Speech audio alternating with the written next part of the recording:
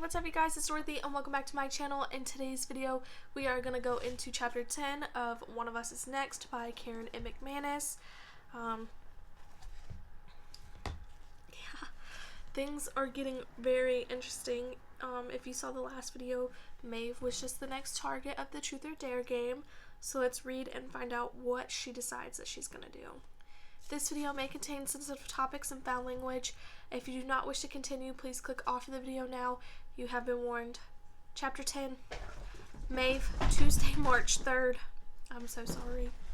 My dog has got the zoomies right now. If I text you a Truth or Dare prompt, you have 24 hours to make a choice. I'm at Cafe Contigo with a full cup of coffee that's gone ice cold because I keep reading the About That post with the Truth or Dare rules. It's 3:15 on Tuesday, which means I have little less than 3 hours before the deadline. Not that I care. I'm not doing it, obviously. I was in the middle of the whole Simon mess, and I refuse to take part in anything that makes light of what happened. It was a tragedy, not a joke, and it's sick that someone is trying to spin it into a fun game. I won't be Unknown's pawn, and they can do whatever they want in return because I don't have anything to hide. Plus, in the grand scheme of things, who cares about Unknown? I toggle away from the About That to key contacts in my list of phone numbers. There are 5. My parents, Browen Knox, and my oncologist. I press my fingers against the large purple bruise on my forearm and can almost hear Dr. Gutierrez's voice. Early treatment is absolutely critical. It's why you're still here. I dial his number before I can think too much about it. A woman picks up almost instantly. Raymond Gutierrez's office. Hi, I have a question about diagnostics. Are you a patient of Mr. Gutierrez's? Yes, I was wondering if I scrunch down in my seat and lower my voice. Theoretically, if I wanted to get some tests run to sort of check my remission status, is that kind of thing I could do without my parents being involved if I'm not 18? There's a moment of silence on the other end. Could you tell me your name and your date of birth, please? I grip the phone more tightly in my suddenly sweaty palm. Can you answer my question first? Parental consent is required for treatment of minors, but if you could hang up. That's what I figured. I turned my arm so I can't see the bruise anymore. Last night I found one on my upper thigh too. Just looking at them fills me with dread. A shadow falls across my table and I look up to see Louise standing there. I'm staging an intervention, he says. I blink confused. Louise is entirely out of context in my mental space right now, and I have to forcibly shove away thoughts of cancer wards and anonymous texting before I can focus on him. Even then, I'm not sure I heard right. What? Remember the outdoors you don't believe in? I'm going to prove you wrong. Let's go. He gestures toward the door, then folds his arms. After the scene with Mr. Santos and the rude kid yesterday, I kind of can't stop looking at them. Maybe Louise could do that towel snap another 2 or 3 or 20 times.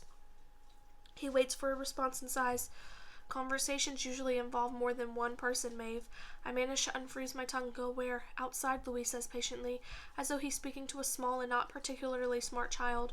Don't you have work? Not until 5. My phone sits on the table in front of me, mocking me with silence. Maybe if I call again, I'll get a different person and a different answer. I don't know. Come on. What do you have to lose? Louise gives me one of his mega-wit smiles.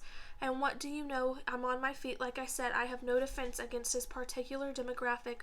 What do you have in mind in this alleged outdoors? I'll show you. Excuse me, Louise says, holding open the door. I look left and right when we hit the sidewalk, wondering which way we're going to walk, but Louise pauses at a parking meter and starts unchaining his bicycle, leaning against it. Is that yours, I ask?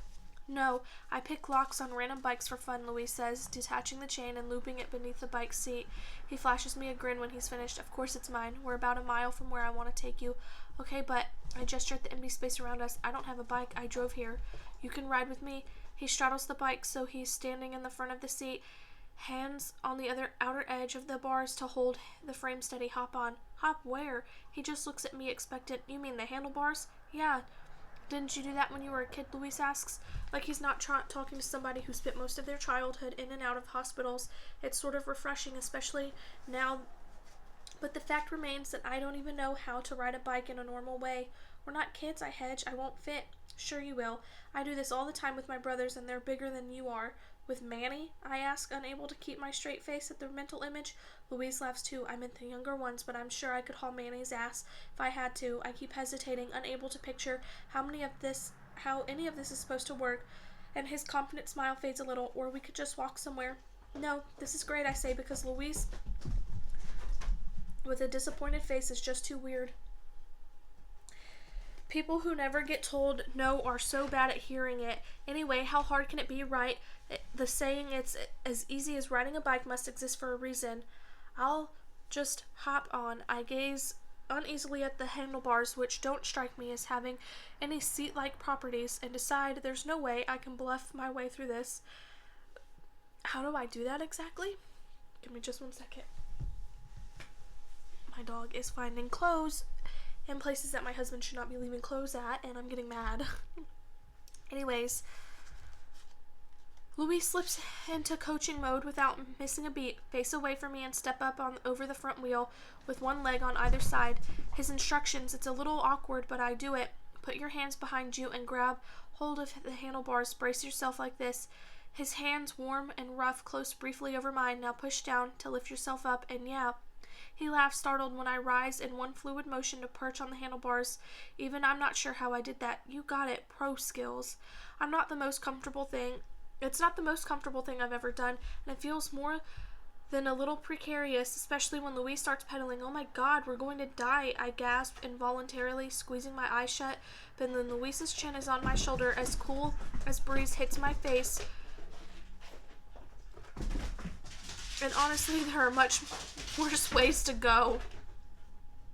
He's this fast and assured cyclist navigating a non-stop route to the bike path behind Bayview Center. The path is wide and almost empty, but every once in a while a speck appears ahead of us, and then, before I know it, Luis has passed whoever it is. When he finally slows and says, "Hang on tight, we're about to stop," I see a wrought iron gate and a wooden sign beside it that reads Bayview Arbitorium. He's just got the zoomies. My descent is a lot less graceful, but Luis doesn't seem to notice as he chains his bike to the post. "This okay?" he asks, pulling a water bottle from his bike's holder and drinking half of it in a few gulps. "I thought we could walk around for a while." "It's perfect. I don't come here often enough."